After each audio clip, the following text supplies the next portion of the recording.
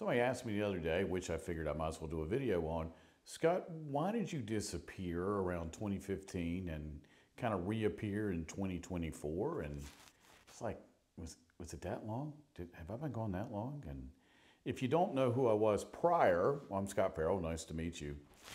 Here's what I did. I used to be a high school teacher, which I enjoyed, and I used to be a high school basketball coach. And then I got in the entertainment business and started writing books and doing radio and TV and got a syndicated radio show. And it was kind of like Dr. Fraser Crane. No, I'm not a medical doctor and I don't have a PhD. You call in, I answer questions, or I interviewed celebrities, which was a blast. And what people didn't know, most of them were my friends. So I had that going on, and I got a TV show, and I'm not going to say which, major network. And like most TV shows, somebody calls one day and goes, oh, by the way, you're canceled. Oh, okay, it happens. I got a lot of friends that lost their TV shows and got on to other things. And people always ask, well, why didn't you go on to something else? Ah, that's the question.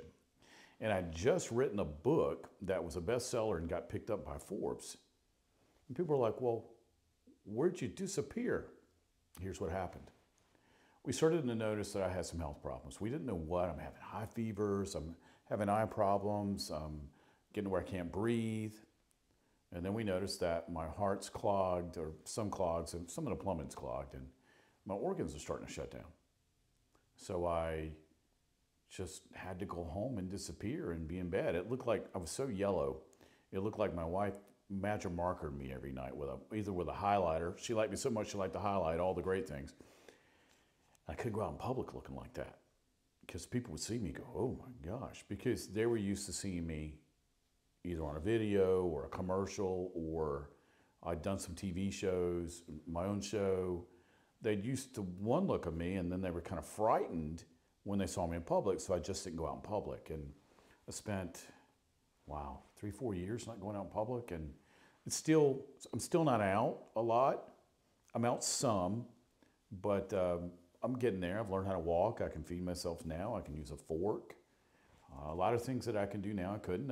A young lady who's talked me into, a really sweet girl that we hang out with some, is coming about to take me to play tennis. Okay, the fact that I can hold the racket and maybe run is a huge deal. So why am I telling you all this? Well, people ask me all the time, man, I used to listen to your show all the time.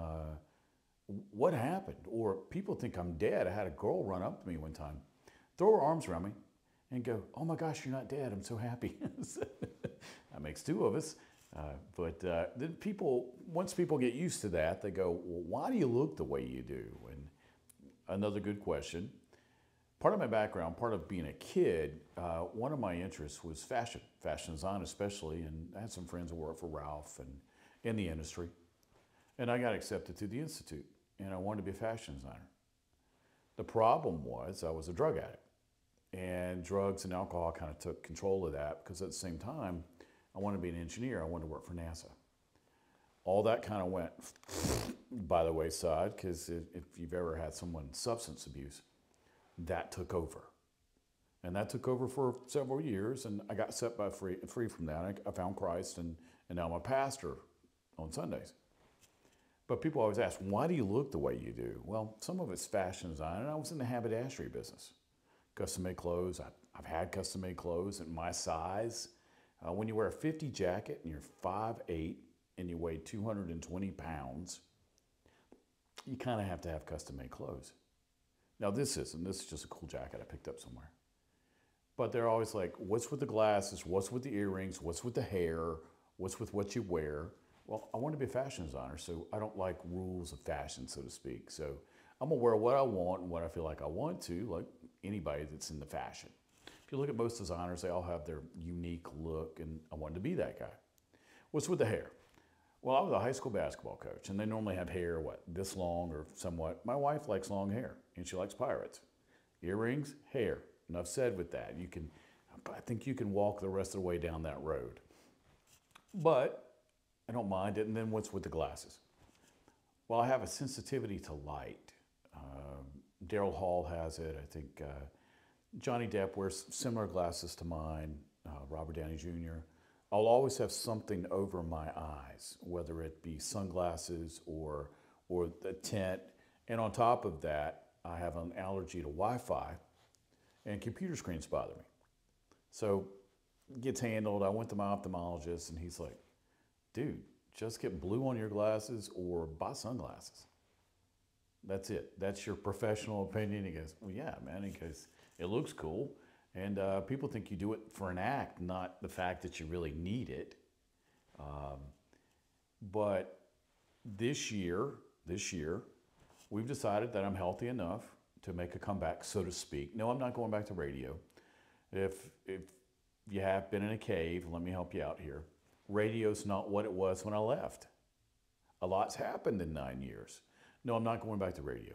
Not that I want to. I still like radio. But I can't tell you the last time I listened to a radio station or talk radio, or I did talk radio, or anything in that genre. Man, I listened to, XM or my own stuff on my playlist. It's dial it up what I want to hear at the time. And my mentor works for I think it's the largest country station here in the state of Georgia. And if I had to listen, I'd listen to them because they play the good stuff. They play country music. They don't play the new stuff. It's 60s, 70s, 80s, some 90s. So I would listen to my buddy Joel if I was going to listen. And then another friend of mine comes on, Kathy. Actually, I know them all throughout the whole day.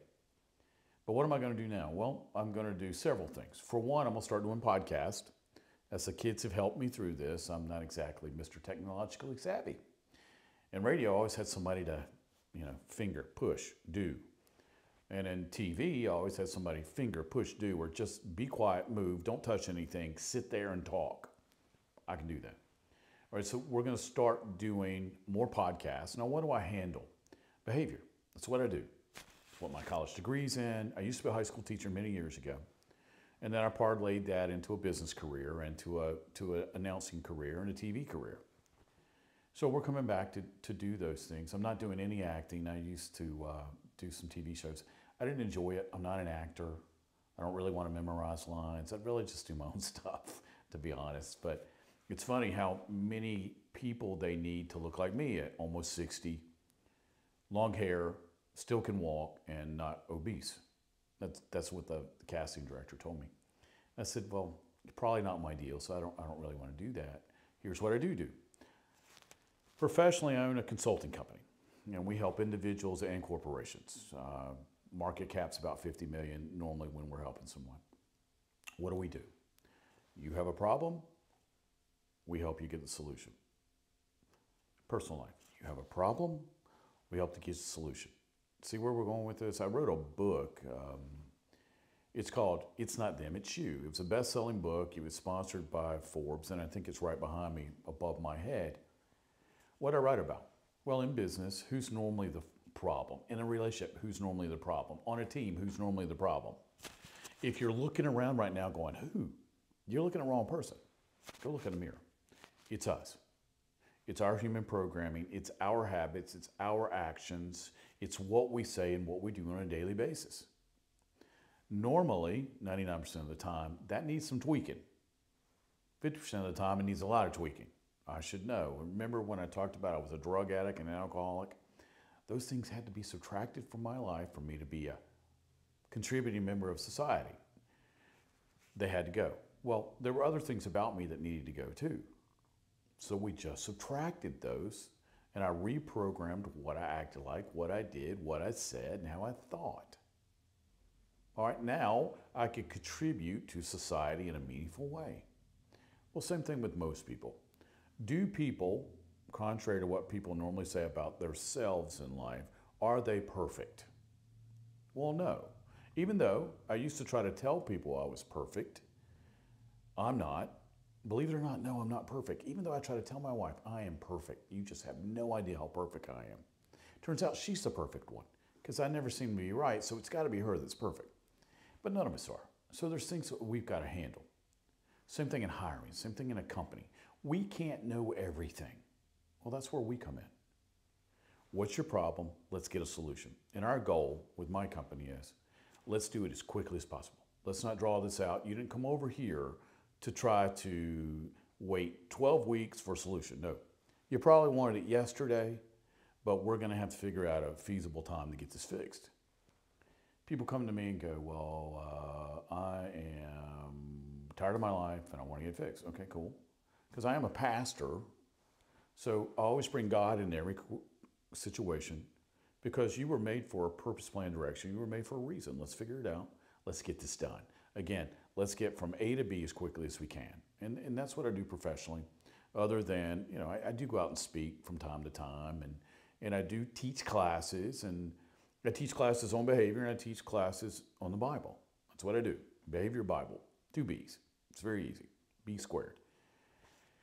And then I make sure my family knows their love. See how easy life can be? All right, love, Bibles, and behavior. That's what I do. So now you know why I look the way I do. You know I'm not dead. You know why I've been gone 9 years, and now you know what I do for a living now.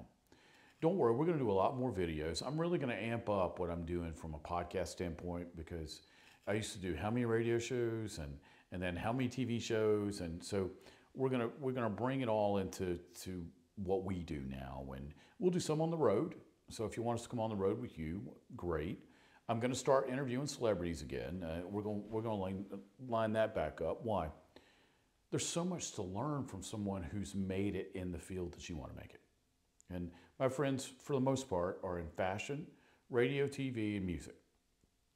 So if that's something that interests you, that's who we're going to be interviewing. And some behavior, but business, fashion, music, that's probably where we're going to stay because that's my wheelhouse and that's how I know how to get things done. So again, 2 B's, behavior, Bible, that's what I teach. But we have a consulting company, ScotFerrell.com is how you reach us. But problem solutions, how we do it, and we do that solution as quickly as possible.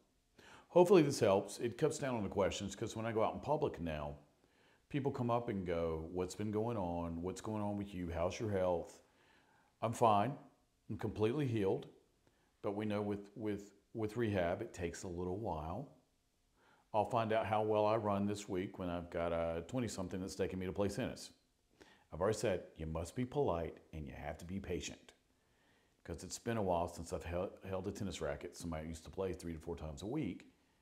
I just got to get back in the swing of things. But hopefully this helps. If you had any questions, hopefully I've answered them. If you have any other questions, you can reach me at my website, ScotFerrell.com. Let me spell it, ScotFerrell.com. I'll see you next time. Take care.